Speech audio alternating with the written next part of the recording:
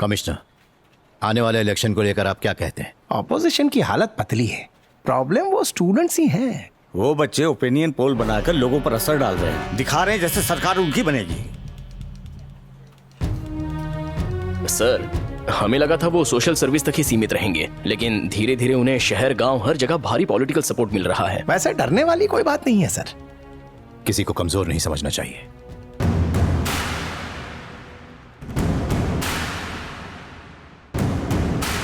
Free की tasty biryani और फोकट की साड़ी और क्वार्टर को लात मार कर आने वाले को सलाम। मजाक मजाक में ज्यादा ही भीड़ जमा हो गई है।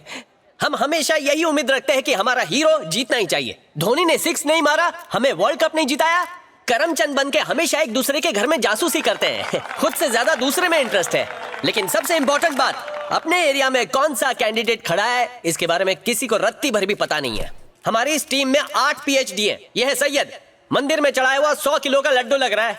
ऑक्सफोर्ड का पढ़ा लिखा है, लेकिन बालों में अभी भी जुएं रेंगती है। मैं आप सबको ये बोल के क्यों पका रहा हूँ? IIT IIM जैसे बहुत सारे इंस्टीट्यूट हैं हमारे देश में, फिर भी हमारे बच्चे बोरिया बिस्तर उठाकर अमेरिका इंग्लैंड चले जाते हैं। अगर इसे वीजा मिला ना तो ये भी भाग जाएगा और नाचेंगे ऑन फॉरेन की ताल। अरे यहाँ टैलेंट की नहीं सिफारिश की पूजा होती है, लेकिन गलती उनकी नहीं है ना, क्योंकि माल है तो टाल वरना तू बेहाल है।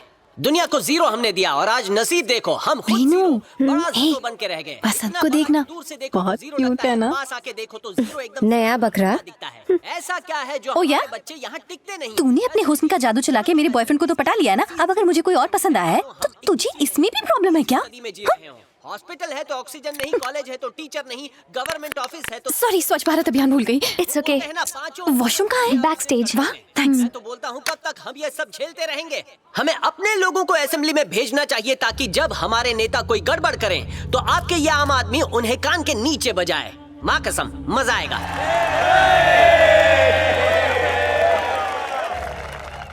सारी जनता को मेरा नमस्कार। राजनीति के नाम पर इन नेताओं ने हमारी कब्र खोद डाली है। जिस जमीन को हम माँ कहते हैं उसको कारोबार बना कर रखा है। इतना ही नहीं, हम दाने दाने के लिए मोहताज हो गए हैं। बस अब बहुत हो गया। हमें ईंट का जवाब पत्थर से देना आता है। हम बगावत करेंगे, हम प्यार से नहीं लात से बात करेंगे। इनको तो लुंगी डांस करवाएंगे। 1 मिनट, अगला स्पीकर है हमारा अपना वसंत। आ जाओ वसंत।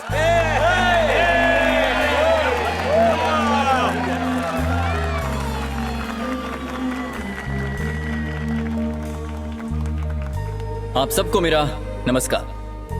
आप जानते हैं एक अनाथ के साथ अक्सर क्या होता है? साथियों, आप जिसे सुन रहे हैं वो भी एक अनाथ है। चलो मैं तो संभल गया, लेकिन क्या आप अपने देश को और अपनी माँ को ऐसे ही लावारिस छोड़ देंगे? अभी बड़ी बड़ी बातें कर रहा है। कुर्सी मिल गई ना, दिखने वाला भी नहीं है। आप बदलाव नहीं चाहते?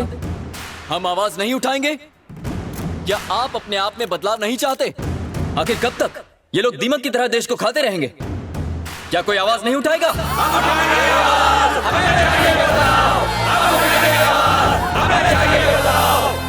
माना कि हम सब नए हैं, अनुभव नहीं है हमारे पास और ना ही हमारे पास पैसे हैं, लेकिन हमारी नीयत में खोट नहीं है। अच्छी नीयत से हम देश को बदलना चाहते हैं। हर इलेक्शन में वही झूठे वादे, वही जुमले, हटना, फोटो खींचने दे। देंगे, जा कहीं और से खींच ले, देख नहीं रहा है? मैं इधर लाइव टेलीकास्ट कर रहा हूँ। नहीं चाहिए हमें, अपॉर्चुनिटी चाहिए, हमें सामान नहीं सुविधाएं चाहिए। क्या खाया था? ये भी लाइव है क्या? 2 घंटे से भूखा लाइव टेलीकास्ट कर रहा हूँ। गैस तो बाहर आएगी ना। ना जीते, लेकिन आवाज उठाना हम बंद नहीं मार डालेगा। नई फिल्म की टिकट के लिए घंटों लाइन में खड़े रहते हैं। वीजा के लिए US एम्बेसी के बाहर खड़े रहने में हमें कोई एतराज नहीं होता, लेकिन जब वोट देने की बारी आती है तो पैरों में दर्द होने लगता है। वोट के बदले नोट देने वाले हमें बुरे नहीं लगते। हर इलेक्शन में दल बदलने वालों को हम जिता देते हैं। स्टेज पर बॉम्ब फटने वाला है ठीक 9:30 बजे, उसे बचा लो सारो। खुद को बदलना होगा। इस बार सब कसम खाएंगे कि ना नोट, ना दारू और ना ही कपड़ा, हम किसी चीज के सामने नहीं झुकेंगे। उसे ही वोट देंगे जो लायक है, जो अपना है, जो हमारे ही बीच से आया है, जो हमारे दुख दर्द क्लियर द प्लेस। निकलो यहाँ से। हे निकलो, चलो चलो हटो। सोचते हैं कि इस जगह खाली करो, हट जाओ, मूव। मैं ऐसा नहीं सोचता। Clear the place. हे चलो चलो चलो, नीचे उतरो, हट जाओ हट जाओ। क्या बात है अश्विन? अरे वसंत, स्टेज के नीचे बॉम्ब है। बॉम्ब है? तुम मजाक कर रहे हो क्या? वक्त नहीं है वसंत, चलो।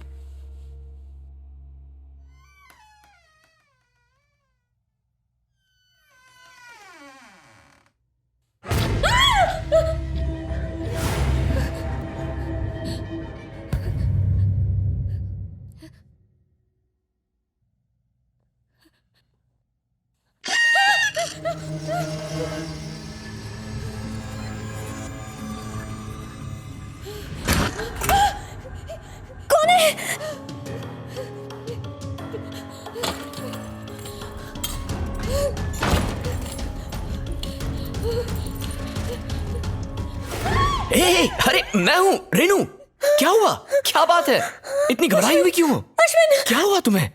ऊपर ऊपर ऊपर कोई है। कौन है ऊपर? मुझे बहुत डर लग रहा है। अच्छा ठीक है, चलो देखते हैं। तुम आओ मेरे साथ, घबराओ मत। कम कम।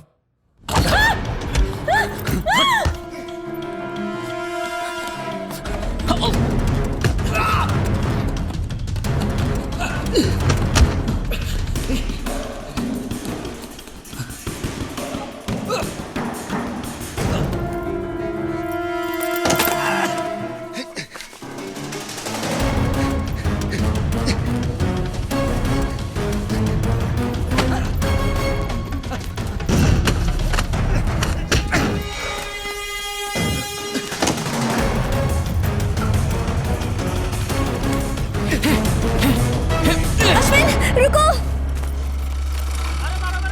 चल चल चल, जल्दी बैठ, जल्दी बैठ।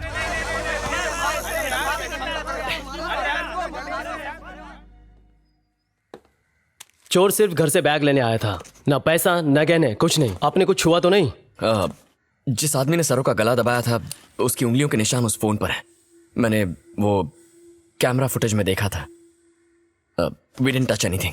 फिंगरप्रिंट्स इन्वेस्टिगेशन के लिए भेज दो। Okay sir. अगर कोई बात हो तो फोन करना। Sure.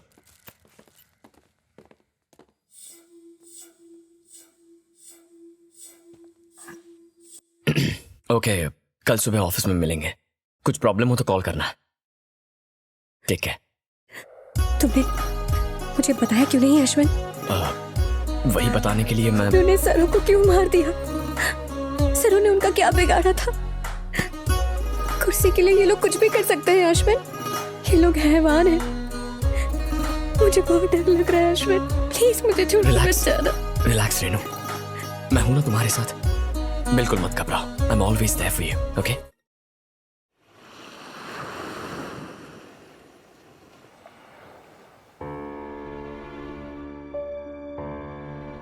Daily Dawn reporter Saraswati Rao की मौत पर एक सनसनीखेज खुलासा हुआ है।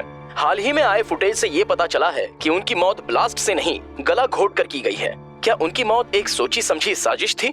क्या इसके पीछे राज्य के सीएम योगी राज का हाथ है? प्लानिंग करने वाले को जब पता चला, हो सकता है कि सरस्वती राव को पता चल गया हो कि उस बॉम्ब ब्लास्ट के पीछे मास्टरमाइंड कौन था और अपनी पोल खुलने के डर से सरस्वती राव की हत्या कर दी गई। कहीं ऐसा तो नहीं कि वो खुद उनके साथ मिली हुई थी, या फिर उसके मुंह खोलने से ऐसा भूचाल आता जिससे राज्य की सत्ता हिल जाती। क्या बात है, इसमें कोई दो राय नहीं कि सरकार फिर से हम ही बनाएंगे।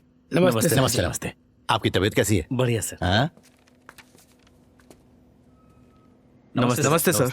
क्या हुआ जेम्स, मैं जल्दी आ गया क्या? इतने लोग आए हैं सर, प्रेस वाले नाराज हैं, इसीलिए उन्होंने बाइकआउट किया है सर। हमारे नेता सोमेश्वर शिंदे शेर जितने खूंखार होने के साथ साथ गाय जितने दयालु भी हैं। स्मिता कोठारी जो एक मशहूर अभिनेत्री है, उन्हें अपनी गोद में बिठाकर, अभी क्लियर करता हूँ, मतलब चुनाव में उतारकर अपने ही विधानसभा से लड़ने का मौका दे रहे हैं। ये होती है औरतों की असली इज्जत। और स्मिता कोठारी जी दो शब्द कहेंगी। हाय फ्रेंड्स, कैसे कैसे हैं आप? आज मैं यहाँ आपके सामने खड़ी हूँ, उसका रीजन है आपके और मेरे बीच की केमिस्ट्री जो मैं देख सकती हूँ। आप तो जानते हैं मेरे कितने हैं। मेरा मतलब है आपके जैसे चाहने वाले, और इन्हीं चाहने वालों के लिए मैं इलेक्शन में खड़ी हो रही हूँ ताकि आपके पास रह सकूँ। आपकी और मेरी जोड़ी नंबर 1 है। अब आपको मुझे चाहने के अलावा और भी बहुत कुछ देना है जो अब मैं आपको बताने वाली हूँ। अरे वोट मांगो। ओह, मेरा मतलब है वोट, बहुत सारे वोट। सॉरी, अब मेरे शूटिंग पे जाने का टाइम हो गया है। Tata my fans, got to go, bye. थोड़ा आशीर्वाद हमें भी दे दो। तो फैंस, मुझे जिता और अपना नेता बनाओ। बाय। देखा हमारे प्रचार के लिए कितने लोग आए हैं।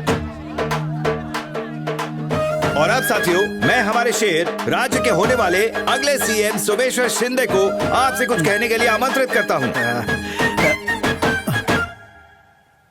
लाइट उतारो भाई। अरे यार प्रोग्राम खत्म हो गया यार। सर, हमें स्मिता जी का भाषण लास्ट में रखना चाहिए था। तो ये आइडिया पहले नहीं बताना था कथे।